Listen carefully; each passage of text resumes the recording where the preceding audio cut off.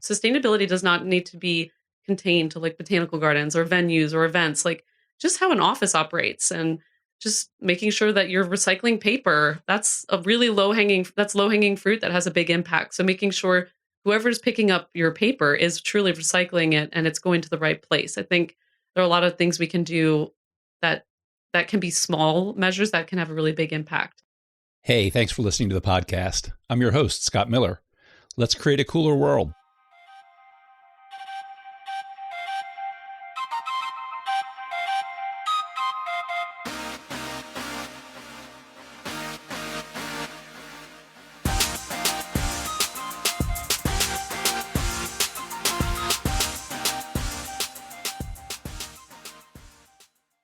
Hey, everyone. Our guest today is Janna Starr. Janna is the project coordinator at the U.S. Green Building Council, USGBC.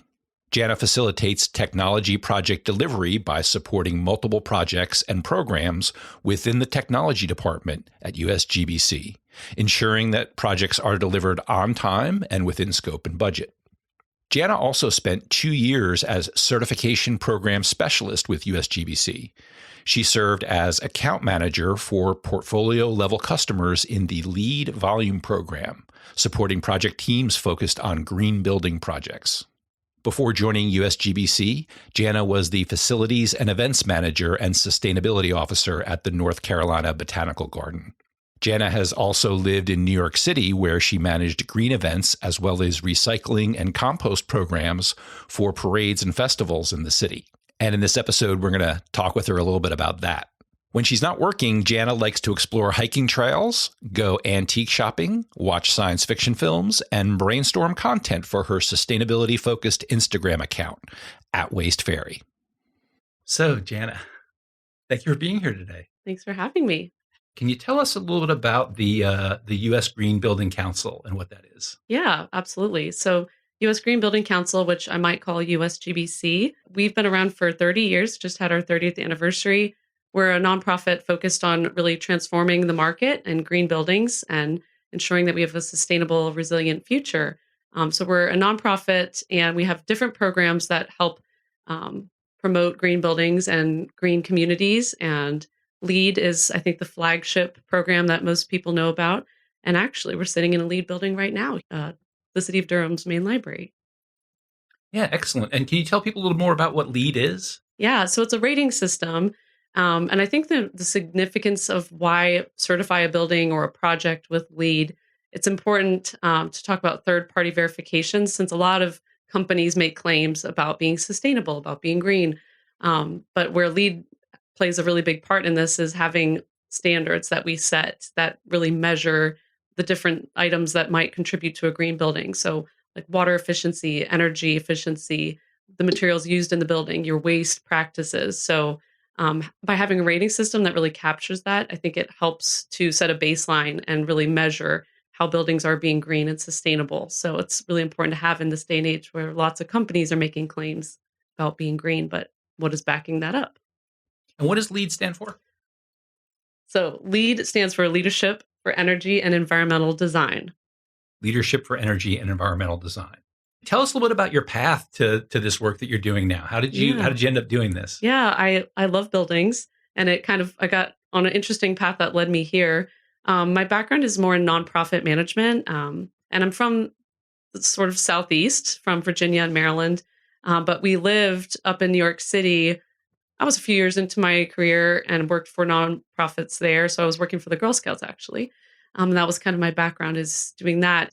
But we were living in New York, and I was struggling to live in the middle of the city. You know, it was just noise all the time, everywhere. Just so much going on, lots of commotion. So I would always flock to green spaces, and that was, I think, going to the botanical garden, going to different parks, really helped bring some, I don't know, calm and composure to my life. And I realized how important these spaces are for people. And at the same time, I was also realizing how much waste and trash was everywhere in New York City. Actually, New York City residents produce less trash and waste per person, or like on average, than other places in the country. But you just see it because there aren't really alleys, and the trash is like bagged and stacked up in the streets every day. And so I was really becoming more aware of like our environmental impact and what are we doing to love this planet, protect the planet. So I decided I was interested in volunteering at the Botanical Garden in Brooklyn, got into that and more of like the green space, and decided I really want to transition my career to environmental work. So I applied for a job at Grow NYC. They're a nonprofit in New York City focused on all sorts of different initiatives from food access to sustainability, waste reduction. And I got a position doing event recycling for the city. So for major events like parades and festivals, how do we reduce waste and increase composting at different events? And so that's kind of what got me into the environmental world. And since then, I've been able to really get different aspects of sustainability. So in New York, it was really green events and the waste side of things. And then we moved back down south to North Carolina, and I was working at the North Carolina Botanical Garden there, which is I think how we met. Yep. And worked there for a few years doing facilities and events management, and worked in a LEED Platinum facility there. Helped maintain that facility and implement different green measures for events and building maintenance. And so, yeah, that's kind of what got me into the building world. And so LEED, that's a part of USGBC. And I've been with this organization for about 2.5 years, learning a lot about the sort of in the weeds certifications on green buildings and also different programs. We're not just about buildings. There are other programs too that promote wellness and zero waste. So it goes beyond buildings. It also focuses on credentials for professionals as well, for people who want to professionalize in this world of sustainability, getting you those skills as well. So the long and the short of it is yeah, really fell in love with sustainability while living in New York City and have been able to learn about different elements from living in New York to living here in North Carolina. And now I'm working with this organization that's global. So we get to work with projects and buildings all over the world. Just to talk a little more about what you were doing in New York, that sounds like really interesting work. So you're talking about like parades, events, festivals, and encouraging more recycling and composting. Yes. Talk a little more about that. How did that work? Oh my goodness. It was such an interesting and fun job because I'd get to support all these different events. So the events that we supported were more events that were free and open to the public. So big parades and festivals like that. And so we'd see little events like food tasting events, like on the Lower East Side, or we would do the Puerto Rican Day Parade. We'd help support the recycling of all the plastic bottles for a 2 million person parade. So imagine like the volunteer force that is necessary to march down the parade and asking people for the bottles who are lined up on the sides. So it was a lot of fun. A lot of it also had to do with data and metrics because you'd want to have a goal of at this event, how much waste do we want to divert from landfill? How much do we want to capture with recycling or composting? So that means weighing. And so it means measuring how much is going to landfill, how much are you recycling by weight, and then figuring out were we able to achieve our goals of diverting waste from landfills at these big public events. So it's really interesting working with folks in New York City and different nonprofits. And I still have a love for waste reduction. I have my own Instagram account called Waste Fairy, which I started in New York because I was learning so much on the daily basis about how to reduce waste or little tips. And I thought, well, maybe I'll make a little Instagram account about this because I find it so fascinating. And I know other people think this is interesting. And I think with waste, it's so interesting and relatable because we all produce waste and there's all ways that we can improve that as well. And now it's shifted a little bit more. There's a lot more on that account that's about like environmental things, especially after working at a botanical garden that's focused on conservation and native plants. A lot of the content is also geared towards like native gardening and that topic. So it's not just about waste. And when you were working at these events in New York, how did you find that people responded to what you were doing? Like, I don't know if there's a way to like talk about the average festival goer and, you know, what the response was like. I imagine there was a variety, but like in general, how do you find people responding to that? Well, I think people respond well to recycling initiatives in general. I think a lot of people want to do the right thing. So I think people are really receptive and positive to how do I do better? There are a lot of misconceptions about waste and what goes where. A lot of wish cycling we would talk about, where people just want to put something in their recycling because they hope it will get recycled and they don't know what happens to it. And in the last few years, a lot of news has been out there about plastic recycling. And a lot of people now are like, I'm not going to recycle. It's all getting dumped in the ocean. And that's not really true. I mean, a lot of it is not recycled. That's true. a lot of it is eventually sent to landfill because the quality is so low, where it's been mixed with so many different materials. It's really hard to recycle. But there are other materials in the waste stream that are highly prized, cardboard and paper, tin, aluminum. Those are still really great materials. So there's a lot of myths out there. I think people don't really understand what goes where. But I do think people want to do the right thing at the end of the day. It's just recycling is one tiny part of the solution. And I think that's where we need to spend more time in this conversation is like what's the low-hanging fruit and what are the things that we can do that make the biggest impact. There does seem to be, at least I've noticed in the last few years, a little more conversation about specifically plastic recycling and what is really happening to those things that we try to recycle. And is this all working the way we want it to or not? And it seems like it's bringing up a conversation about just the fact that we need to produce less and use less. Yeah. Are you seeing that too? Or do you think that's more of a conversation that's coming up? I think it is, but at the same time, we live in this society that's so dominated by consumption and, everything at my doorstep in 1 hour. Like there are two things happening at the same time. But I've heard this analogy, and the Story of Stuff is a really good resource that talks and does a lot of storytelling on the waste problem and really digging into that. But they talk about like a bathtub that's filling up with water and how that's kind of our current crisis with waste and pollution, emissions, all of that. And we need to turn off the tap instead of figuring out ways of like drying up what's spilling over the tub. We need to like turn off the tap at the source. And that's where we talk about reduce, reuse, recycle. Reduce is the first thing we should be doing. So I think a lot of it has to do with changing how we consume. And also a lot of it is pressuring the people up at the top and the companies that are telling us how we should keep consuming. And so, and holding those companies accountable. So I think a lot of it has to do with like a grassroots approach that's bottom up, but also a top down approach. And this may be a difficult question to answer, but just as someone who has experience in this, suppose someone's involved in a festival or somebody's involved in an event and they really want to promote some of these ideas, more recycling, more composting, more responsible management of the waste that's produced. If I was a person, if I said, oh my gosh, I'm helping plan a festival and I really want to see us, do these things. Is there any like relatively quick advice or suggestions you could make? Or is that like a whole huge can of worms? No, I think that there are some things that are really attainable. And I think just setting up a plan in advance is really important. Maybe setting goals could also be important. But I think the plan, like, let's just say you're having a music festival, for example, small, few hundred people in your community festival. There are a lot of things you can do to control what will be in the waste stream, for example. So if you have food trucks, you can also then decide, okay, well, what if we have compost at the event? And the Eno River Festival is a great example of a festival that does this really well, where they have volunteers at the waste stations and they always have the bins paired, recycling, landfill, compost.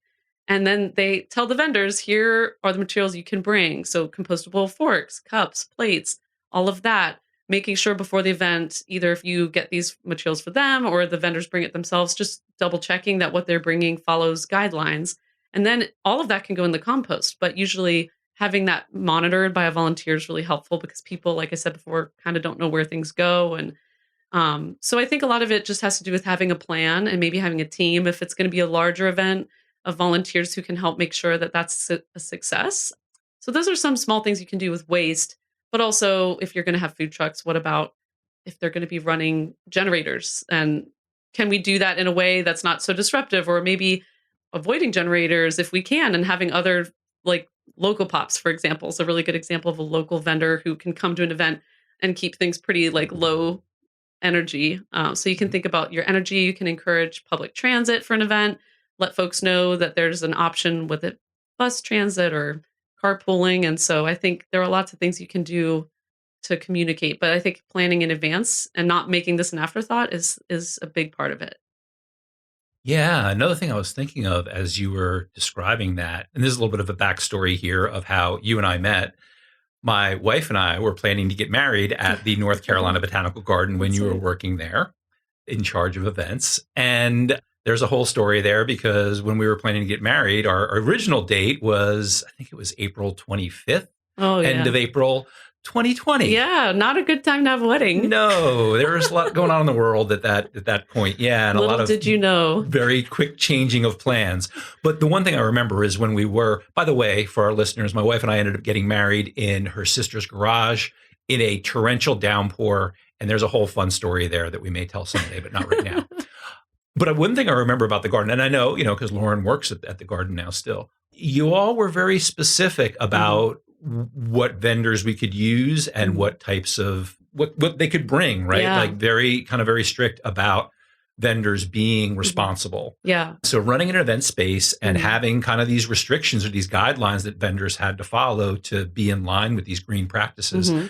How did you find that vendors responded to that? Was there a lot of pushback? Was it hard to find vendors, or were people pretty much willing to go along with that? Yeah, well, I don't exactly know how the list started of like work with these vendors, but I think in a lot of ways it's finding the right vendor for that fit. So yeah, at the garden, there were rules about compostable materials and also making sure you have vegetarian options for guests and making sure you follow all the policies we have on waste and serving things in large containers instead of individual packaging. So a lot of restaurants and catering businesses focus on sustainability, so that's usually like a natural fit. But sometimes a couple might say we are interested in having this vendor, and we would have a conversation with them, with the vendor, to make sure they're in line with our practices. And it was really nice because we were able to promote some companies that really care and invest in sustainability and local food. And it was really cool that there was almost like a platform for them by being on this list of preferred caterers and vendors. That's like, we focus on sustainability, so do you. So let's partner together. So I thought that was really interesting. But again, it's, I think, coming down to the planning and making sure that you are controlling like what is happening at the event versus it just being a free for all.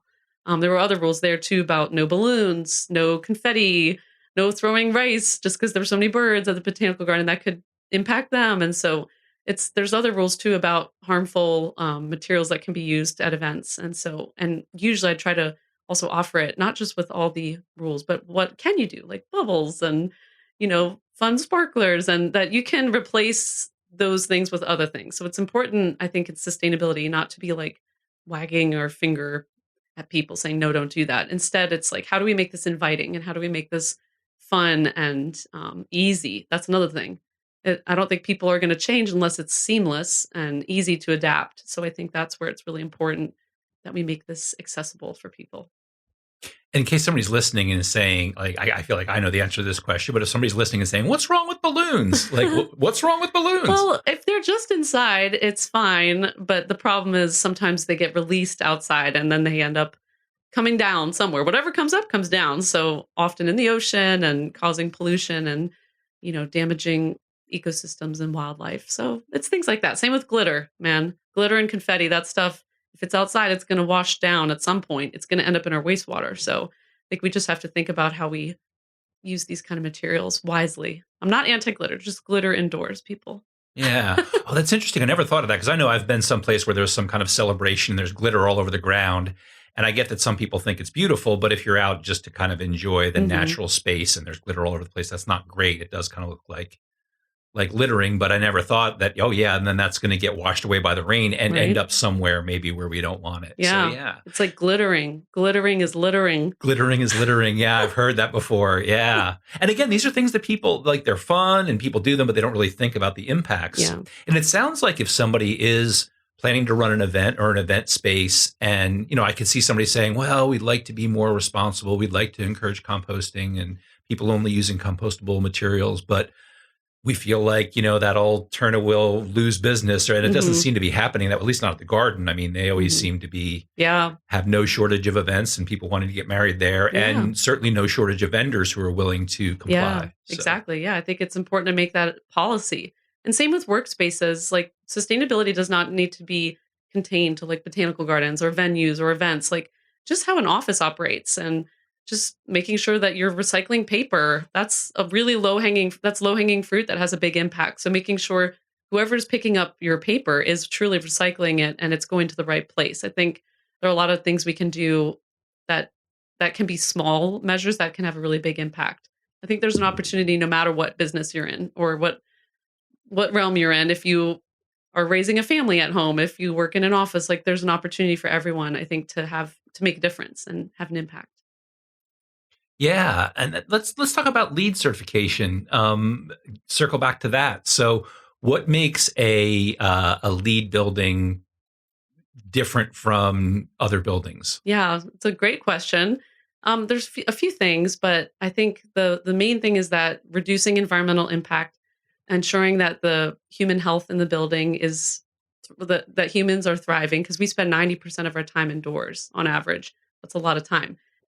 Buildings are responsible for 41% of all energy consumption here in the US. So we spend a lot of time in these buildings, and how they perform has a really big impact since that's a huge percentage of our energy consumption. So LEED buildings perform better, energy, water, different metrics like that. There are different credit categories in LEED, and there are different rating systems depending on the building. If it's a home, that's one version. If it's an office building, that's another version. New construction, or an existing building that might be going through renovation. So there are lots of different opportunities, both with new construction and existing buildings. And so there's different categories that measure the impacts, whether it's about the materials, the waste, the water, energy, even the sustainable site, so the location as well. So there's a lot of knowledge I took from my time at the botanical garden and was able to bring with me based on my experience of and understanding of native landscapes and the importance of drought resistant plants, and the space that that has in the green building world is significant as well.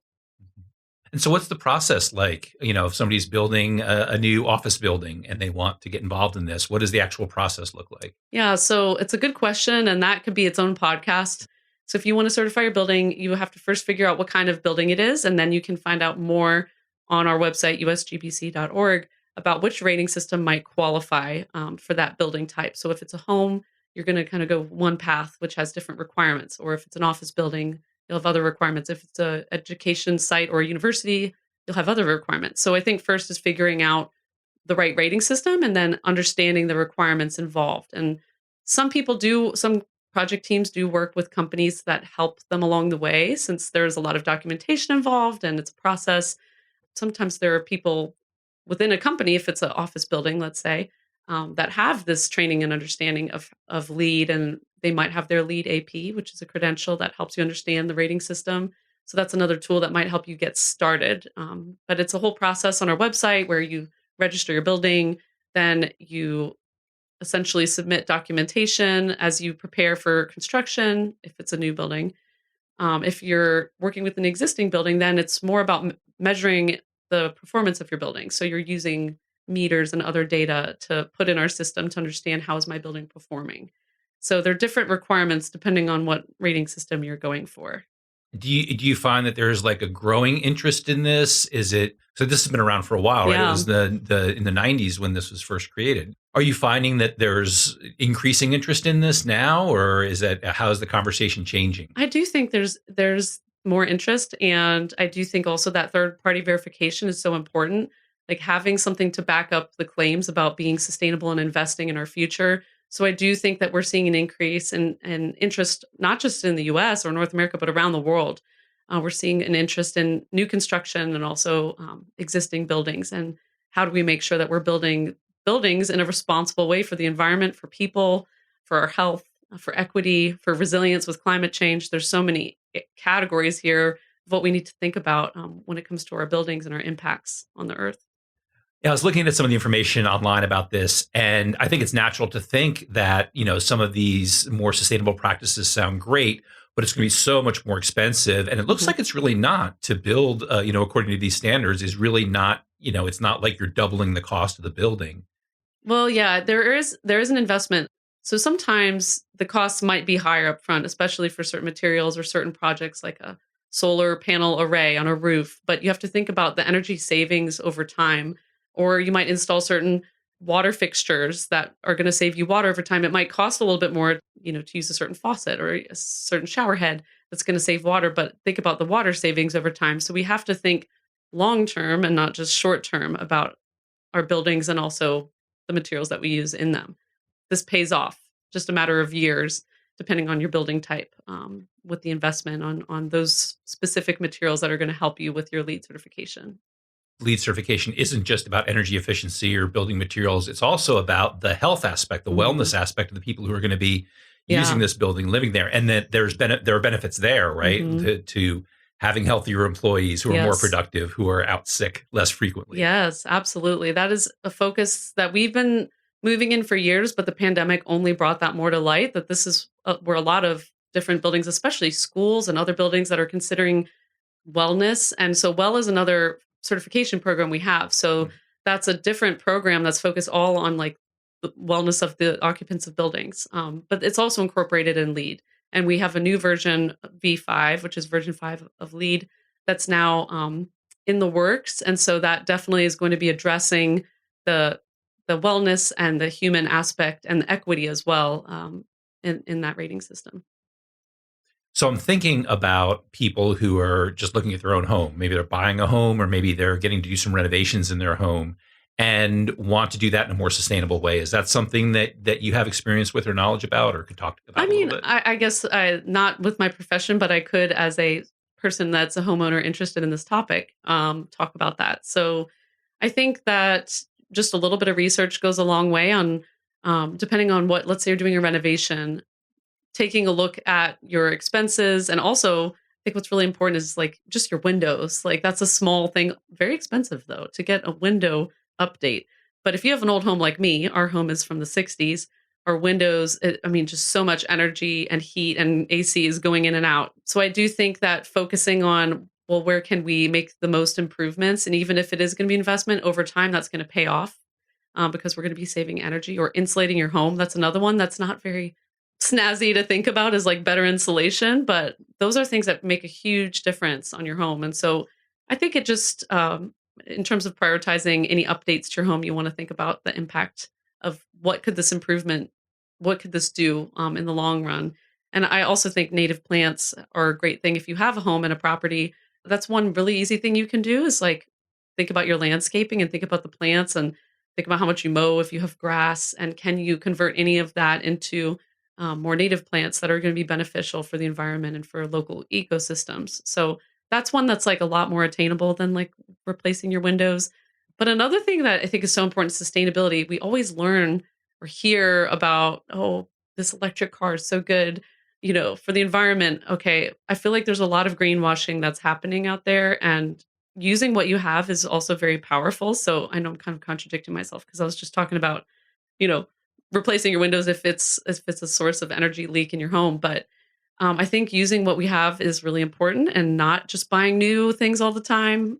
For example, using a car that's burning gas is actually, if it's used and you've had it for a long time, it's going to be less of an environmental impact than buying a brand new Tesla right now because the materials you have to think about, it's not just what that car is emitting, but what about the materials that go into the battery and the resources and the shipping and it's such a big impact, and that's where we have to look at the life cycle of products and not just listening to the greenwashing that happens. And I do think electric vehicles are a huge part of the solution moving forward. It's just that we have to be careful not to throw away everything we have because using what we have is going to be and reusing the most sustainable thing we have.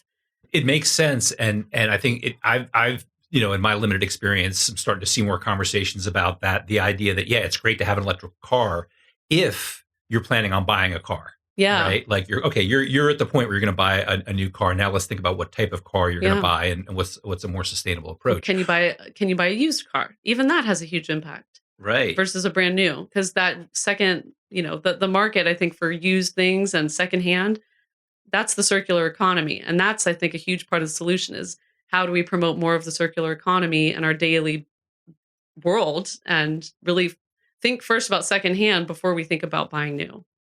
Yeah, and that term circular economy is coming up more and more. Could you explain a Mhm. little bit for somebody who hasn't heard that term before what it's about? Yeah, I mean, an example is again, we're sitting in a library. This is the circular economy. We are in a place that lends books and you come and borrow them and you bring them back and we focus on reuse. And there are jobs in the circular economy. There's so many opportunities here. It's about repairing things. I don't know how to put it in one little definition, but the Mhm. circular economy is how do we focus on the life cycle of a product or something over time and how do we use it and design it so it can be reused and repaired so that way we can continue to use that thing over and over because we want to think about its life cycle and we don't just want to use something And then when it's no longer useful, throw it away. We want to find ways that we can use this over and over again. Yeah, whether it's the actual item itself or just the materials that it's made out of, can those materials truly be repurposed, recycled, put back into use again so that we're not just throwing stuff away? And again, it's like, how do we design these things so they can be repaired or taken apart and reused? So it's just like your question at first about the events and how do we plan, what's the most impactful thing we can do for environmental impact? It's like, well, it's the planning, I think, thinking about how can we do this before the event happens, or how can we design a phone that can be repaired so you can get it locally repaired instead of having to get a brand new phone. I can't stand it whenever there's something wrong with my phone and I bring it in and they're like, you need a new one. I'm like, no, there's got to be a way. Right. And the term greenwashing we hear a lot too. It's almost sounds to me like it's one of those terms that could potentially, like, it has a real meaning. It's something we need to be aware of. But it also turns into one of those terms potentially that people are going to use a lot without really thinking about what it actually means. Yeah. I don't know if that makes sense or not, but could you talk about that a little more? Yeah. So I think the greenwashing is really where companies make claims and they might not be backing them up. And so I think this is where labels on products are really helpful, because you can, maybe a product says it's natural. I'm like, what does that mean? And even free range, even organic, like, if there's not something to back this up, you kind of don't know what it's doing. So it's not just greenwashing. I think this is for any company making claims that they're doing good things. You have to ask, well, what's the evidence of this? And I think that's where labels that we understand, or certifications or systems that we can understand, like Energy Star for appliances. It's a really good example, not of greenwashing, but really a metric that measures how is this appliance functioning? How is it working? How does it compare?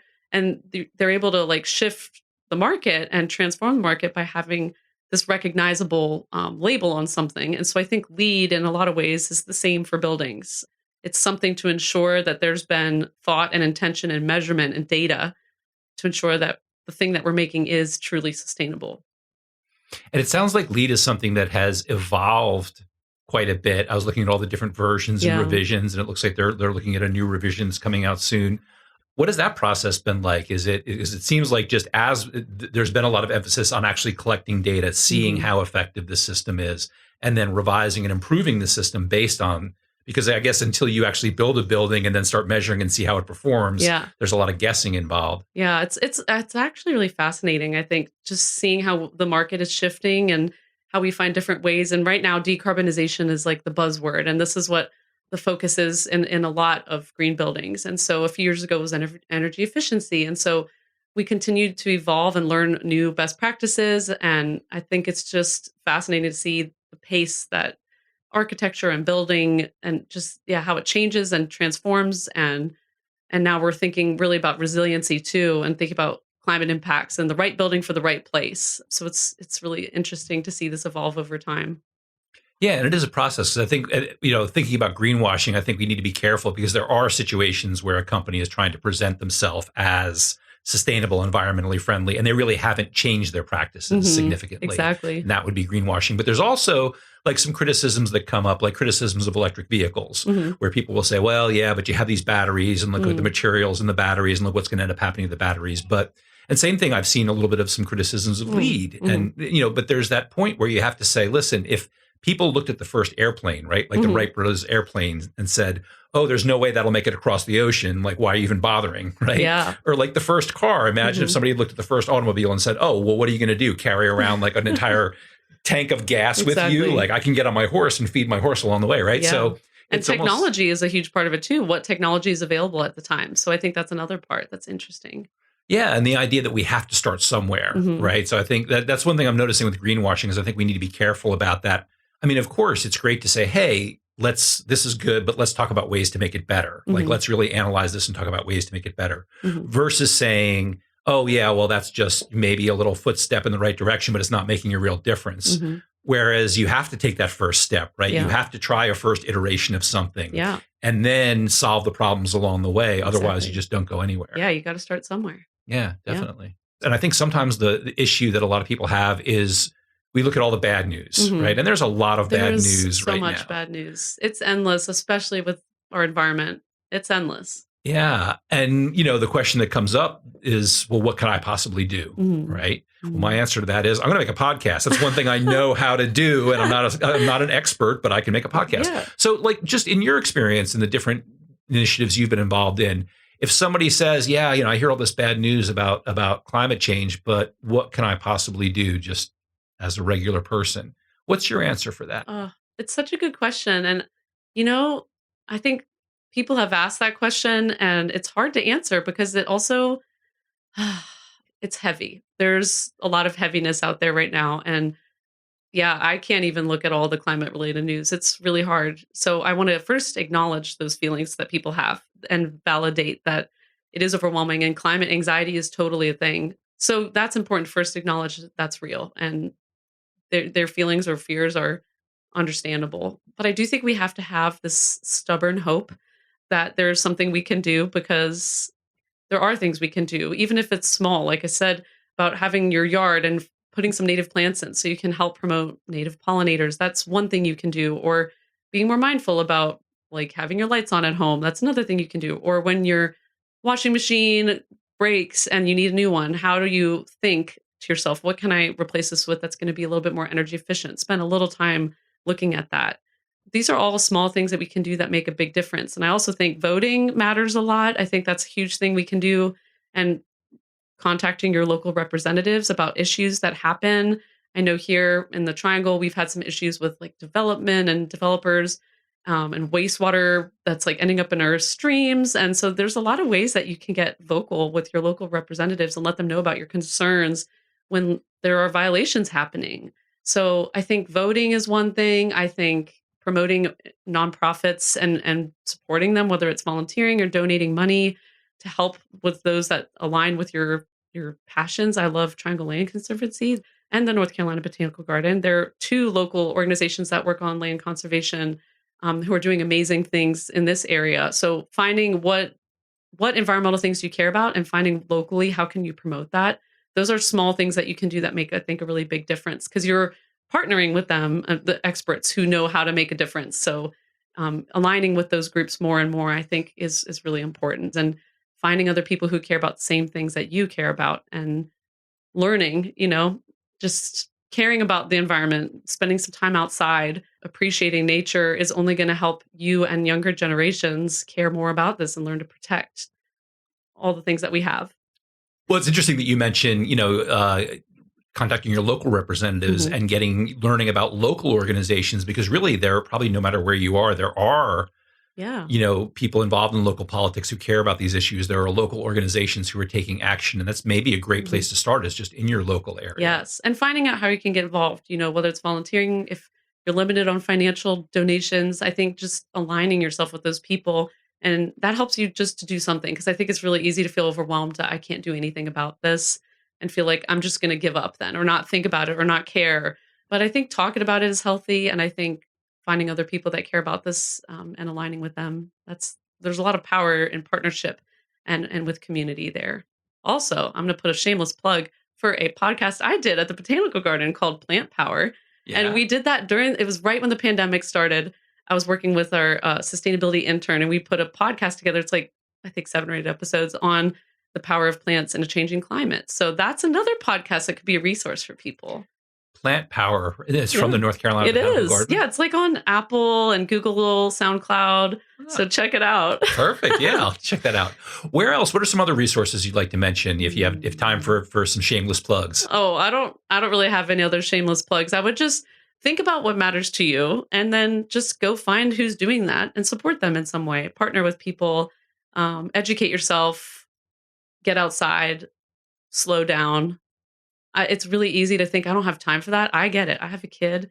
I work full time, but then I find myself just sitting on my phone scrolling and I'm like, I do have time. I just need to prioritize it. So just a little bit, spending a little bit of time thinking about this, exploring a topic that you might find interesting, whether that's green buildings or reducing waste or native plants. There's so many ways you could go with this. So just find what you care about and go for it. Yeah, and we can start small. We don't have to solve all the problems of the world by tomorrow at lunchtime, right? We can No. start small. And Yeah. tell your friends about it, Like maybe you read a really cool book about, I don't know, the gorillas in Uganda, and you just learn something really interesting, share that with people, because I think we all need a little bit more good news or interesting things to talk about. So I think sharing that with others that you love could be a really nice thing to do. Yeah. I have one more question I would love to ask, Okay. and it's a question I ask everybody on these podcast episodes. What is your dream right now? Oh, man. I think my dream right now is finding hope in my community and in the local efforts around me when it comes to climate change. I think it's really easy to look at the big things in the news and get really overwhelmed, but there's a lot of hope that happens on a small scale. And I think my dream is that I and others would feel connected and refreshed and encouraged by good things happening all around us, and those hopeful stories or wins that are happening in the environment. I do think my dream, if I could really dream big, would be that we can reverse the effects of climate change and that future generations would thrive. But that's a dream that's kind of hard to know if it's attainable. So that's why I'm starting small with my dream of like a local connection to that, because I think it's a lot easier to feel the hope when you're looking smaller than when you're looking like on a really big scope. So that would be my dream. Excellent. Yeah, that's a great one. Thanks. Janna, thank you so much for being here. Thanks for taking time This today. was great. We hope you enjoyed this episode. And you can look in the show notes for links to the USGBC website, where you can find information about LEED and other programs. We'll also include a link to the Plant Power podcast that Janna mentioned, and to Janna's @WasteFairy Instagram account. So the end of the year is coming up. This is the time of year when a lot of us are thinking about our plans for the new year, maybe making some New Year's resolutions or setting some goals. I've spent the last several years working as a personal and professional development coach, helping people achieve goals that they've set for themselves, sometimes helping people achieve very challenging goals. And one of the things Janna talked about a little bit in this podcast is taking small steps. And this is something that comes up again and again. The fact that small steps can be really powerful. And especially if you're feeling overwhelmed, especially if you're looking at things that you want to accomplish and they just seem like a lot to deal with. Taking small steps is sometimes surprisingly effective. Those small steps add up. And once you take a few small steps, you may find it easier to start building momentum, moving towards those bigger goals that you're trying to accomplish, those bigger outcomes that you're trying to achieve. And I love helping people figure out how to take those first small steps. What are the small steps that you can take? And how do you get started on those small steps to really start some movement towards those bigger goals that you want to achieve? I also love working with people who are ready to dream big and who are ready to set some big, scary, intimidating goals for themselves and dive in and start attacking those goals. My big dream for 2024 is to start working with more people and organizations who are genuinely interested in becoming more sustainable, in working and living in a way that is more climate friendly, more environmentally friendly. People who are genuinely interested in creating a cooler world for all of us. If you're one of those people, check out my website, scottmillercoaching.com. I would love to talk with you about your dreams and how we can work together to make those dreams your reality.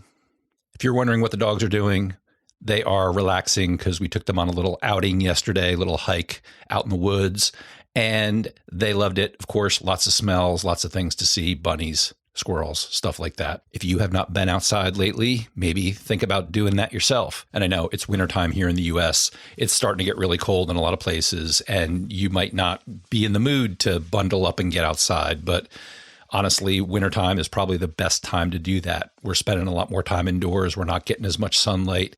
And you might be surprised at how spending a little time outdoors, getting a little natural light, getting a little fresh air can make a big difference, make a really positive difference. Even if it means bundling up, putting on some warm clothes, getting the tip of your nose a little cold. So that's all we got this week, folks. Thanks for listening, and we will see you back here in 2024.